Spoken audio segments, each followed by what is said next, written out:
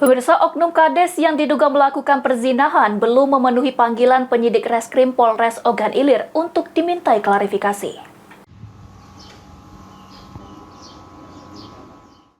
Kasat Reskrim Polres Ogan Ilir AKP Muhammad Ilham mengatakan, unit PPA Reskrim Polres Ogan Ilir telah menjadwalkan mengundang oknum Kades yang dilaporkan melakukan perbuatan zina.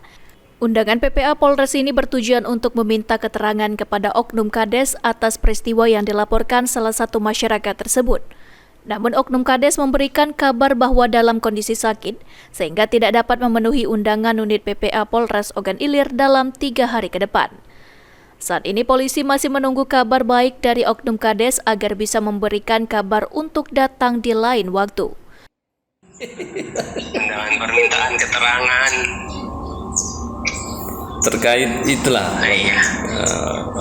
Iya, sabarlah dulu berjalan prosesnya. Kapan Siap, dipanggil siap, lagi? siap. Ini ada Isro, kapan lagi dipanggil Bang ini? Kami ini ya nanti kami infokan kapan kira-kira bisa dia untuk hadir. Besok belum bisa aja. Nggak bisa, undangan itu dia setidaknya 3 hari diterima. 3 hari, sudah lewat 3 hari baru diundangin lagi Bang. Iya.